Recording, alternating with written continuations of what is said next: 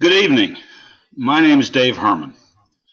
I'm the chairman of the board of the American Kratom Association, which represents over 3 million consumers of the coffee-like botanical kratom. We are pleased to be here today on this live webinar. I will speak first and then be followed by addiction expert Dr. Jack Henningfield and American Kratom Association chief lobbyist Mac Haddow. The American Kratom Association is committed to protecting full consumer access to kratom and to preserve and protect the freedom of consumers in the United States to make their own choices on their well-being and maintaining a healthy lifestyle. Our hope is to calm some of the recent hysteria about the herb kratom and provide you with factual data that supports the need to protect kratom for all Americans.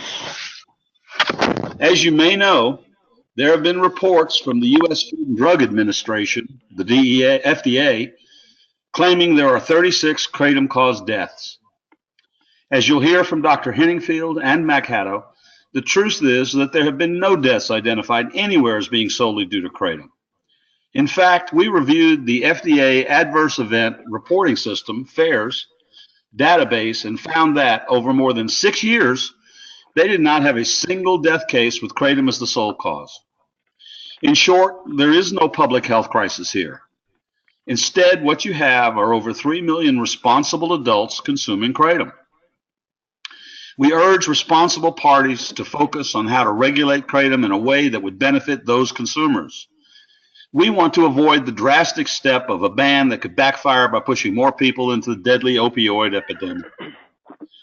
You'll hear more from Dr. Henningfield and Mac Haddow about what the evidence really shows on kratom and how it would be unfair to single out kratom for a ban when other products associated with adverse outcomes have been subjected to far less severe steps, including tightened quality controls and more regulatory testing. The American Kratom Association has issued a statement of principle, and I want to share some highlights of that with you. We recognize every effort should be made to keep kratom risks low and protect consumers from adulterated and contaminated kratom products. To that end, AKA supports the following efforts. Regulation. AKA supports appropriate FDA regulations to ensure the safety and purity of kratom products. Children. While federal surveys have not identified the use of kratom products in children as an emerging problem, AKA nonetheless supports efforts to prevent youth use and appropriate age limitations. Product purity. AKA supports standards for product purity just as there are for most food products. Potential adulterants. AKA would welcome FDA standards to prevent contamination or adulteration of kratom products with dangerous substances. AKA also supports appropriate monitoring to reassure consumers that their lawfully purchased products meet purity and manufacturing standards.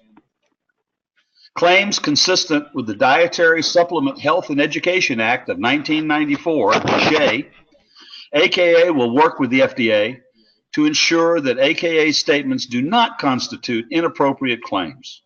And labeling. AKA encourages FDA to work with manufacturers and marketeers to develop labeling that is appropriate and helpful to consumers. I think you'll agree that's a powerful statement coming from an industry that wants to treat its consumers right and to be held to the appropriate standards. Our message today is very simple. Kratom is a safe botanical that does not kill people. If the government bans kratom, more people will die. Kratom is an alternative to opioids, not a gateway to opioid abuse. And the American Kratom Association supports appropriate FDA regulations to ensure product quality and safety for consumers. Now I'd like to introduce Dr. Jack Henningfield. I'm going to take a fairly long moment to give you his background because we feel that he's the eminent expert in this field and that the information he's about to provide to you is beyond helpful. Jack Henningfield is a PhD. He's Vice President, Research, Health Policy, and Abuse Liability at Pinney & Associates. He is one of the world's leading experts on addiction and the behavioral, cognitive, and central nervous system effects of drugs. He counsels clients on assessment of the abuse liability of the new CNS, that's the central nervous system, acting drugs and formulations, evaluation of potential application of the Controlled Substances Act to new products, assessment of the tamper resistance of novel formulation, and development of risk management approaches. He frequently liaises with the FDA on issues concerning drug scheduling and addiction, and has presented frequently to FDA advisory committees. He has contributed to numerous comments to FDA on topics including prescribing of opioids for chronic pain, development and regulation of abuse deterrent opioid formulations, and regulation of nicotine delivery systems. Jack's research has resulted in the writing of numerous books and monographs and over 400 published papers on myriad topics in public health, pharmacology, and addiction. He's received numerous awards for his research and policy contributions to the understanding and control of tobacco addiction. He joined Herman Associates in 1996 after 16 years of public service at the Intramural Research Program of the National Institute of Health's National Institute on Drug Abuse, better known as NIDA, where he studied the abuse liability and cognitive effects of a broad range of drugs and contributed to the development of improved methods for abuse liability assessment. At NIDA, he served as chief of its Human Performances Laboratory, chief of the Biology of Dependence and Abuse Potential Assessment Section, and chief of the Clinical Pharmacology Research Branch. He was a frequent contributor to NIDA's reports to Congress, reports of the Surgeon General, and contributed to numerous congressional testimonies on behalf of the NIDA. He's been a member of the Johns Hopkins University School of Medicine faculty since 1978 and is presently adjunct professor of behavioral biology at the Medical School's Department of Psychiatry and Behavioral Sciences. Welcome, Jack Henningfield. Thank you very much, Dave. That would have made my mom really proud. Yeah, I'm blushing, but she would be proud. As you've heard, I've been working in addiction for decades. Opioids are part of what I work in. The opioid crisis is something that concerns me deeply. And I want to mention that I am now consulting through Pinney Associates to the American Kratom Association. But our first work for them was a year and a half ago, and it was strictly pro bono. When the DEA talked about banning kratom by placing it in Schedule 1, American Kratom Association called my group because we know opioids and we know scheduling. And I said, this is wrong. It's going to hurt public health. The train has left the station. It's probably not going to go back, but out of principle, we will help you. So I make that comment because I care a lot about this area. Let me start out with my main conclusion. I'm a scientist, and based on the science and in the context of the opioid crisis, I believe it's appropriate and important to keep kratom products accessible. And by accessible, what is really working right now is accessible as dietary supplements. I believe that banning kratom would create public health problems that do not presently exist. That's not just an opinion. There are now 4 national surveys that I'll mention in a few minutes that support these conclusions. Banning kratom would hurt many of the several million American kratom consumers and lead those that have escaped deadly opioid use and addiction to risk going back to opioids, and that's a terrible problem. So I support balanced regulation. When discussing kratom, it doesn't mean that there should be no regulation or that the status quo is fine. I think that we need FDA to do its job and regulate kratom and regulate it appropriately. But let me start with the what, how, who, and why from a scientific perspective. First, what is kratom? Well, it's a tree in the coffee family. It's native to Southeast Asia. Its leaves have been used there as foods and natural remedies for centuries. Been used to relieve pain, to take care of cough. It's been used like coffee is used to help people work better and perform better. That's not something that opioids are usually used for. They're not used to wake you up and increase your focus. Kratom naturally contains substances called mitragynines, and like caffeine and coffee, they have effects that people find useful. Since kratom is in the coffee family, it's not surprising that unlike opioids, it does have alerting and focusing effects, and that's been well known for a century at least. Kratom can also relieve some types of pain and relieve opioid withdrawal, but, and this is really important, without the deadly respiratory depressing effects of opioids and sedatives, nor does it produce the powerful euphoriant effects of narcotic-like opioids. And in fact, describing kratom as a narcotic-like opioid is like describing caffeine as a cocaine-like stimulant.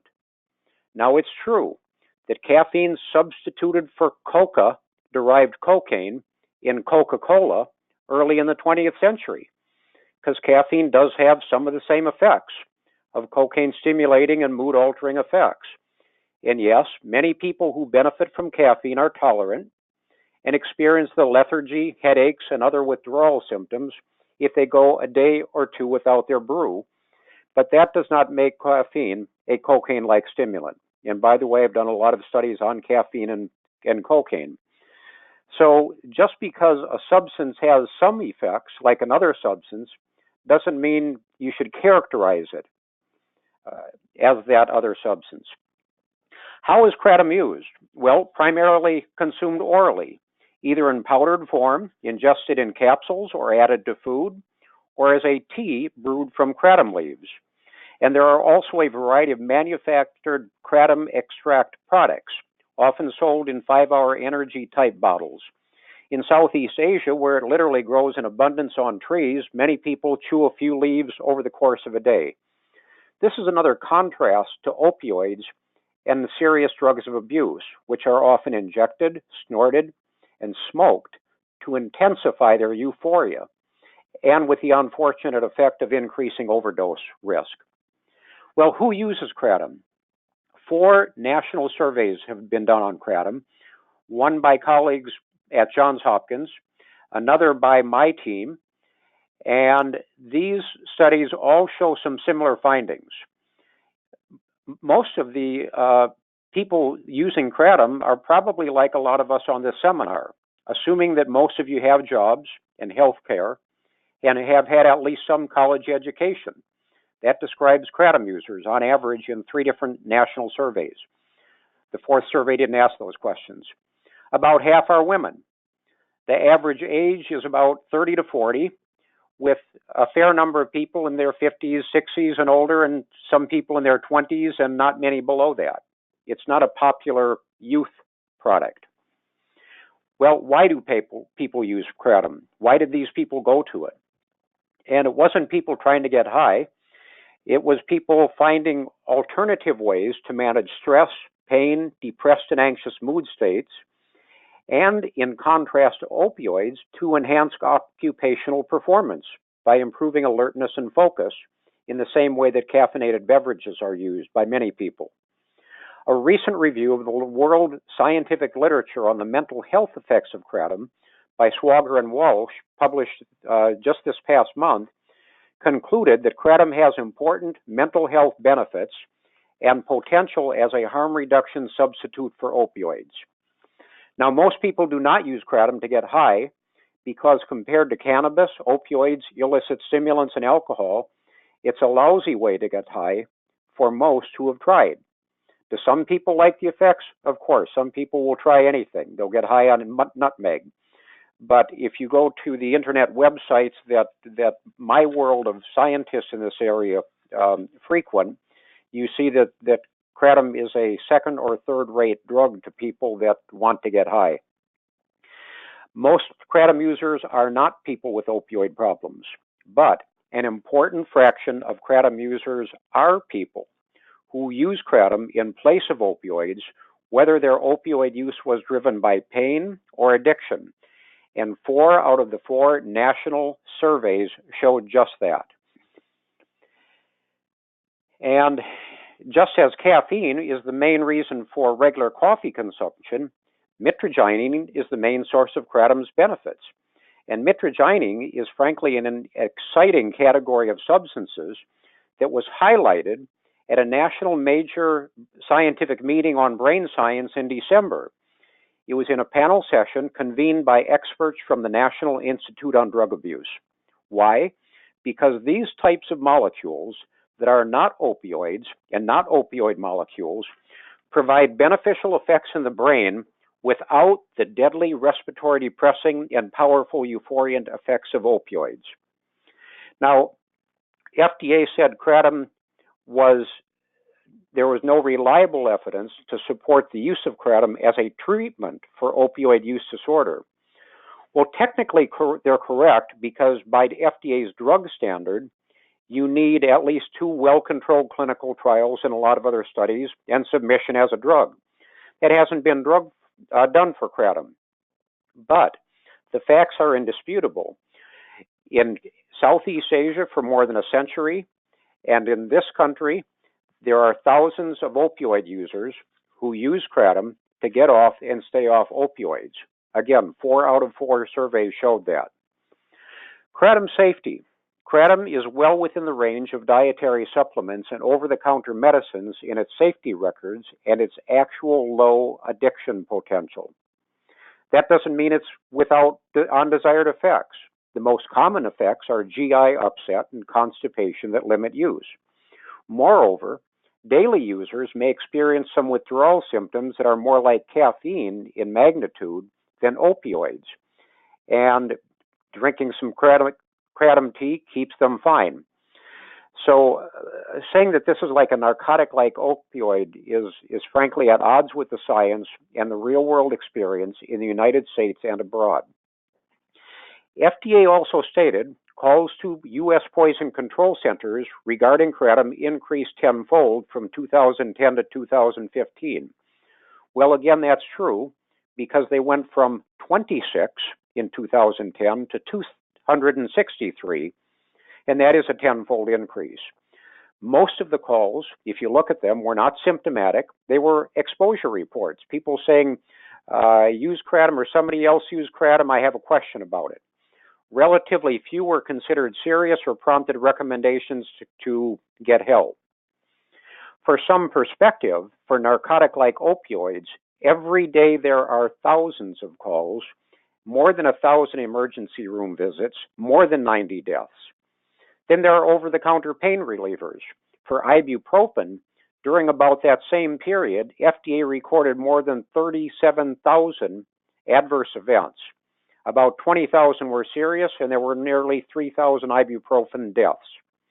Acetaminophen, Tylenol's main ingredient, leads poison control center calls, with more than 100,000 calls every year, more than 50,000 emergency room visits, and more than 450 liver failure deaths annually.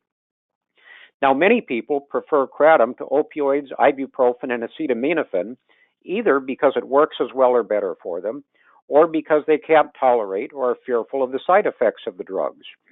I'm not sure that we should drive them back to something that they consider as more risky and frankly does have documented risks. FDA also referenced DEA's tally of 36 Kratom-associated deaths. FDA's own data confirmed that there is not a single verified report of an acute poisoning death that they can say with certainty was caused by Kratom.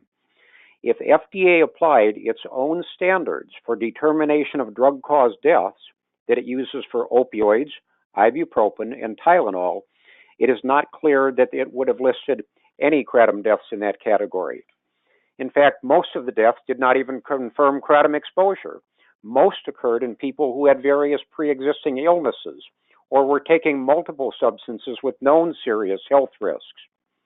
Amazingly, that tally included 9 deaths from Sweden about a decade ago that involved a street product called Krypton that contained high levels of tramadol's active ingredient, along with Kratom extract and caffeine.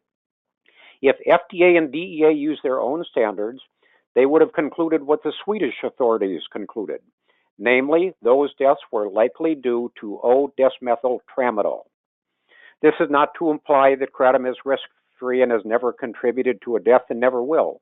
I couldn't say that with certainty about caffeine, vitamins, sunlight, or water. but I think it's important to be true to the science in regulation and communications. Now, let me finish up with a few comments on the opioid crisis, because I care an awful lot about this, and this worries me greatly, especially in the context of the opioid crisis. We have thousands of U.S. Kratom users who are former opioid users who found they could manage pain and or abstain from opioids to which they had become addicted. They are terrified of losing access to Kratom. 4 national U.S. surveys confirmed that many of them would consider black market Kratom or turn to opioids, and they are fearful of that. They are right to be terrified, because if you remove a lifeline that is helping someone abstain from opioids, many of them will slip back to opioids and some will die. That is a well-documented fact. Unfortunately, the FDA advisory did not recognize what millions of Kratom users in the United States and Asia know and what the science shows, namely that Kratom is neither a narcotic like opioid nor a path to opioids. It is a well-documented path away from opioids and to healthier lives. If Kratom is banned, this is the kind of headline that I think is plausible and I fear. Working mother of 3 children had been off opioids for 2 years. The government banned Kratom. She went back to opioids. Now she is dead. Why? I think Kratom is likely to cause problems, including increased adulterated Kratom, because the lawful market will be replaced by the black market, and that's run by vultures who do not care. Instead, if FDA regulates Kratom as a dietary supplement, it can set product standards and remove them from the lawful market. That means that people buying lawfully marketed Kratom have some confidence that what they're buying is pure. Finally, Kratom is neither a panacea nor some futuristic fix to the opioid crisis, but it is a public health asset in hand, and it is not at taxpayer expense. For several million people, it is a life and health-enhancing preferred natural product. I hope we can all work together to help FDA and DEA find a path that keeps Kratom accessible and contributes to Kratom's safety and beneficial use. Thank you. If you have questions, I'll provide all of my materials to the American Kratom Association. Dave? Thank you, Dr. Henningfield. We're very thankful for Dr. Henningfield's work. He is helping us base our information on solid science, and that is truly the answer to this issue. I'm pleased to introduce Mac Haddow, our chief lobbyist. Mr. Haddow has more than 34 years of experience in the public policy arena, initially serving as the campaign manager in 1976 for Senator Orrin Hatch's senatorial debut. Personally serving as the youngest member of the Utah legislature, where he was named Legislator of the Year, and serving in the U.S. Department of Housing and Urban Development, HUD, and the U.S. Department of Health and Human Services, HHS, in the Reagan administration. While at HHS, Haddow served as the Chief of Staff and for a 9-month period served as the acting administrator of the Healthcare Finance Administration, which is now CMS. Mac has broad experience in both direct lobbying and designing grassroots lobbying campaigns to deliver client messages with impact. Mac? Thank you, Dave. The question I get asked most when I talk to state legislators or to congressional staff members on Capitol Hill is why the FDA is engaging in this war on Kratom. And I think in order to understand the answer to that question, you have to look at the history of how we have, what we've come to in terms of regulation for botanicals and vitamins and dietary supplements. Back in 1992, the FDA was claiming to the Congress that vitamins, dietary supplements, and botanicals were dangerous and that they were killing people. And the purpose for all of that narrative that they were developing was that those substances could be regulated as new drugs. There is a bias that exists with the career staff at the FDA and for those who are advocates for the big pharma industry that everything should be regulated as a new drug. In 1994, in response to this continued war on dietary supplements, vitamins, botanicals, Congress passed the Dietary Supplement Health and Education Act of '94, commonly known as DSHEA. And it actually limited the FDA authority over vitamins, dietary supplements, and botanicals, and provided a pathway for those products to be brought to market, and specifically said that the FDA was limited in their ability to do so. If you fast forward to 2014, and Dr. Henningfield sort of outlined to you some of the issues that started to arise with respect to Kratom. The Sweden example was the perfect one, because you had a street drug dealer who decided to mix Kratom in with some other very dangerous and toxic levels of prescription drug medicines, or the substances that, the chemicals that constitute those medicines. And there were deaths that resulted from it. In 2014, in response to those deaths that were associated with Kratom, the FDA issued an import alert on the claim that Kratom is dangerous and it was killing people. That got out into the public through a number of publications issued by the Drug Enforcement Administration and by the National Institutes on Drug Abuse, where they started to list Kratom as a drug of concern or as a dangerous drug, all on the basis that the FDA had issued this import alert. In 2016, the FDA recommended the emergency scheduling of Kratom as a Schedule I controlled substance because they claimed Kratom was dangerous and killing people. All of this was based on the information that Dr. Henningfield outlined for you, which said that Kratom, in fact, was only an ingredient in a deadly and toxic mixture of other powerful toxic doses of a prescription drug medication that ended up killing people. The FDA does not typically ban a product that has been contaminated or adulterated. It is not within their statutory authority to do so, and they don't do it. And we've had lots of examples of that. People will remember, some of you may remember the Tylenol scare that occurred in the 80s. In that instance, you had 7 people that died, and then several others who died from copycat kinds of contamination, because someone had taken a Tylenol capsule and put a poison in it. The FDA didn't ban Tylenol. In fact, what they did is they worked with the manufacturer and they developed a different dosage delivery system. They went from capsules to pills, and they put tamper-proof packaging as part of the control. But they didn't ban the underlying medication that had been contaminated or adulterated.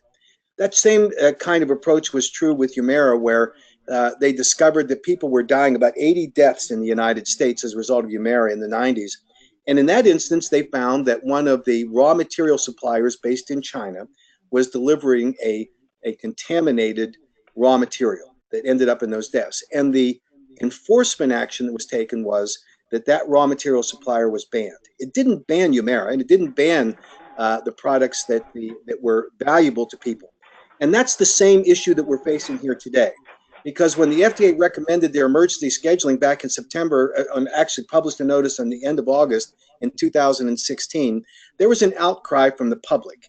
The public constituted not only of those who use Kratom, but also veterans, medical professionals.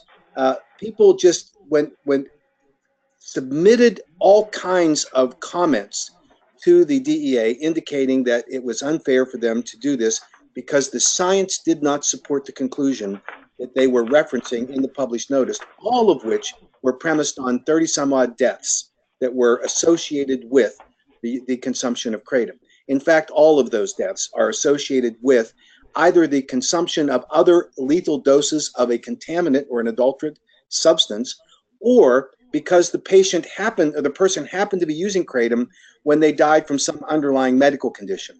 Certainly, there is no causality, as Dr. Henningfield outlined to you, that can be associated specifically to Kratom consumption. In October 13th of 2016, the DEA, for the first time in 80-some tries of using the emergency scheduling powers granted to them by the Congress of the United States to remove dangerous substances from our streets, withdrew their notice to schedule, and then called upon the FDA to do what's called an 8-factor analysis. And that 8-factor analysis is supposed to measure the public health threat and the potential for addiction of a product and its health hazard. And the FDA refused to do it, even though they were asked by the DEA to provide that by December 1st of 2016. The American Kratom Association commissioned Dr. Henningfield to do an 8-factor analysis that was used the exact requirements provided for in the statute for the Controlled Substances Act. And Dr. Henningfield outlined to you his conclusions that this is not a substance, kratom is not a substance, that should be controlled as a Schedule I controlled substance. In 2017, on November 14th, the FDA issued a public health alert on kratom because they claim kratom is dangerous in killing people. It's a refrain that they have used often in the past. They are just as wrong in that November 14th, 2017 public health alert as they were back in 1992 through 1994, just as wrong as they were in 2014 when they issued the import alert claiming kratom was dangerous and killing people, and just as wrong as they were in August of 2016 when they recommended the emergency scheduling of kratom. They are making kratom sort of the tar baby for their efforts in order to control all substances that are used by people to manage their own health and well-being. And we have several million people in the United States today that are exercising that freedom, and the FDA doesn't like it because they are seeing some effects.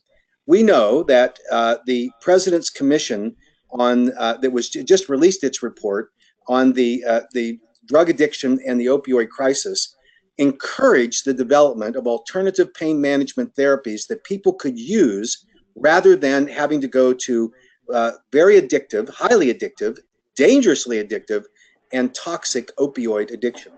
And Dr. Henningfield outlined for you why kratom is a perfect example of why an alternative pain management therapy that can be used. We know that in December of this year, that the FDA is now recommending the scheduling of kratom, and it's before the DEA now, and the Drug Enforcement Administration is conducting its own 8-factor analysis.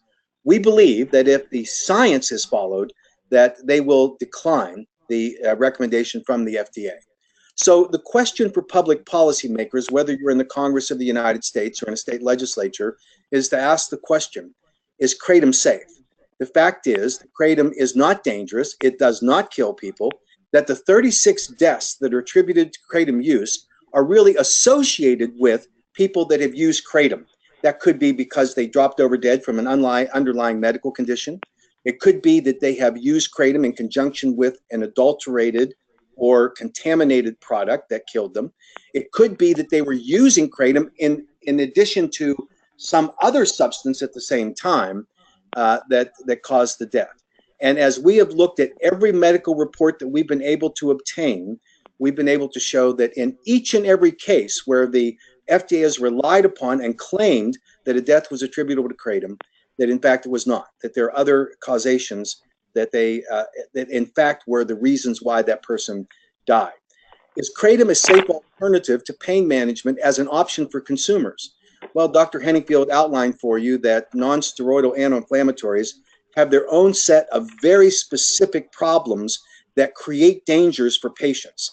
Some with kidney failure, some with gastrointestinal issues, and they result in deaths. In NSAIDs alone, in 2017, there were about 3,000 deaths. So even if you believe everything that the FDA has said, that over a 5-year period, there were 36 deaths associated with kratom use, it doesn't come close to the signal safety alert that the FDA looks for with respect to NSAIDs, which have killed almost 3,000 people just last year. In opioids, the question is, what is the safety profile for an opioid? If you are going to manage your pain by using an opioid, or could you use kratom, the opioids have, as Dr. Henningfield described, the respiratory suppression effect that accounts for why we have today over 90 deaths a day in the United States of people dying from opioid use. And if you have a safe alternative, which is what the President's Commission asked for, was to develop that, then we certainly should use kratom, allow people to use kratom as an option for pain management. So what is the optimum public policy for kratom today? Well, we believe that you should allow consumers to have the freedom to make their own choices. We believe that, as Dave Herman outlined at the opening of this webinar, that we should have standards so that the FDA can regulate any extract or formulated products that enhance the alkaloids that are part of kratom. We believe that's an appropriate thing. We believe that there are standards that can be applied in the manufacturing of kratom products. But the kratom leaf itself, whether it's brewed as a tea, whether it's ground up and consumed in that fashion, has for centuries been used by populations in Southeast Asia, and more recently in the United States, been responsibly and safely used in order to enhance the well-being of citizens. And we believe that's the best public policy Kratom can have. Instead of trying to ban it, to restrict it, to blame it unfairly for deaths that are associated with other kinds of weaknesses in our regulatory system, we should be trying to enhance the education of people and consumers in the United States so that they know what choices they can make. Informed consumers are the best consumers. And that's why the DSHEA Act was passed in 1994. The response to a hyperventilating attack by the FDA on the vitamin and dietary supplement and botanical industry, we got a good law. We now need to expand that protection to Kratom as we go forward. And we think that that's the best option as public officials look at the public policy options for Kratom, and we highly recommend it. We're committed to work with you as state legislators to get the good science so that you have it in your hands, so that you know it, so you can understand it, you can circulate it, and you can formulate a good public policy that allows consumers to have the freedom that they should have in order to make this choice about how they manage their health and well-being. And so, Dave, I'll turn it back to you. I think that obviously we're willing to work with any state legislator anywhere in the country in order to address this issue going forward. Mac, thank you. And thank you for bringing the overview of what's going on around the country historically and presently, and giving us a public policy options that we need to move forward with maintaining the legality of Kratom. Pete Canlon, who is our executive director, will bring us the Q&A portion of this webinar now. Pete? Thank you very much, Dave. We have a few questions that were submitted earlier before the webinar that I would like to pose to Dave, Mac, and Dr. Henningfield. First question is that we received before the webinar. Can you get a high from Kratom? Dr. Henningfield, do you want to take that one? Sure. Getting high is something that I study for a living. Part of what Pinney Associates does is evaluate drugs to see how they should be scheduled. And we rely on laboratory studies, and you rely on actually the internet, where you find out what people who are experienced drug abusers are talking about. And what we find is with Kratom, the drug abuser websites report this as the word I think is best is a lousy way to get high.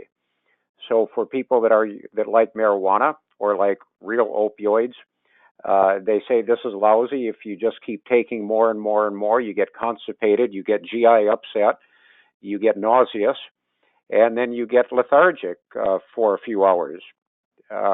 So again, there are some people that will chew nutmeg, and that's why it's banned in prisons, because you can get high from nutmeg, but if you try it, you probably won't do it again, and that's where Kratom is. I like the way one Kratom user put it in one of the surveys. She said, Kratom is self-limiting. You take too much, you feel lousy, and you don't take so much. Okay, great. Thank you. One of the other questions, we've heard this from a few legislators around the country. They've heard from some law enforcement folks within their state requesting them to take action against Kratom, to potentially ban Kratom. Why are they hearing from law enforcement that Kratom is dangerous? Who would like to take that question? This is Mac. I'll be glad to handle that. I've talked with a number of legislators around the country who have been contacted by the state police or local law enforcement agencies claiming that Kratom needs to be banned. And the basis for that is some of the information that's been circulated by the Drug Enforcement Administration, which lists it as a drug of concern. Kratom is not a drug, it's a botanical. Part of the misinformation, and this campaign of misinformation really stems from the information that we've talked about here, all from that Sweden example where 9 deaths occurred because of the consumption of a product called Krypton, a street drug, whose ingredient that was dangerous and toxic was actually the chemical involved with tramadol, not Kratom at all. But the FDA has told the DEA that's the basis to actually schedule it as a controlled substance, And the DEA has then circulated that information to local law enforcement agencies at both the state and local level. That's a bad way of formulating policy because it's not based on the facts. And the truth is there are no deaths associated with it. And all of the information that's being relied upon in good faith by these law enforcement officials stems from that bad information that started with the FDA circulating it as a part of their campaign in order to increase their regulatory powers over botanical products. And that's the bottom line of what we're doing. And state legislators should frankly look behind that, look at the science, look at the autopsy reports, look at the conclusions of reliable scientists, and they'll find that there is no basis for the information that's being circulated, the misinformation that's being circulated to these law enforcement officials by the DEA and the FDA. Great. Thank you, Mac. I'll try to get through a few more of these. This is one that we hear from folks quite a bit. Is Kratom an analog of an opioid? Yeah, Who'd like to I'll take that one because it's easy. No. And, okay. and I mentioned this brain science meeting, the American College of Neuropsychopharmacology meeting in December. The National Institute on Drug Abuse, they convened one of the panels, and it was on this really exciting new group of molecules that are not opioids, not opioid structures, not analogs, that work very differently, but they have some of the same benefits of opioids, some of the same benefits of other substances. So that's an easy one. Okay, thank you. I'll do one more question, and if you submitted a question and we did not get to your question, I will respond to you directly. And if you have a question that you would like to have an answer to, you can always send me an email at pete.candlin@americankratom.org. The last question that we have is, if it was not scheduled as a Schedule 1, could Kratom go into another scheduling class? Well, that's easy too, because the Controlled Substances Act, there is only one schedule for a substance that is considered to be abusable, but is not an approved medicine, and that is Schedule 1. So you've probably heard about marijuana being placed into Schedule 1, and this is a real conundrum because it's not an approved drug. And so there's only one schedule by law for such products. And it makes no sense to put Kratom in Schedule 1. And by the way, the FDA advisory said, well, maybe our drug people should be looking at it and doing research and developing it as a drug. Well, that can be done, but developing it as a drug, that on average is a $2.2 billion 10-year process. So what I would love to see is research continue. We might get new molecules that are like Kratom as drugs, but in the meantime, we've got a bird in the hand and something that is helping a lot of people right now. Well, and I would just add to what Jack just said, that you see what the truth is about Kratom, and then you look at the misinformation. And even Dr. Gottlieb, the FDA commissioner, said on national television that Kratom is an opioid analog, and it is not. And the science disputes that. It's not Jack Henningfield saying, it's not me saying it. The science documents that it's not true. But when there's an advocacy program, as FDA has embarked on, to demonize Kratom, apparently they'll say most anything in order to validate the point they're trying to make. And we think that if legislators at the state level will simply look at the science and look at the facts of this case and take the time to examine reliable scientific data, they'll find that the FDA arguments really go up in smoke.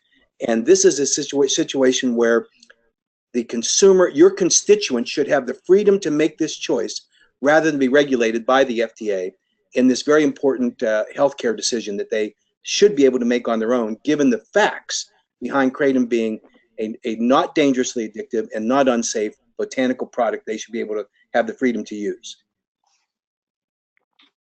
Okay, Dave, I'll turn the time back to you.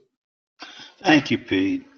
I want to thank all of you for attending our webinar.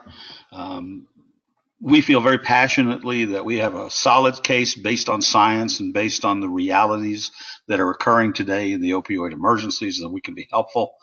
A copy of this webinar will be made available very shortly, and we're going to give it a wide distribution. So if you have any questions or you'd like a copy, please just let us know.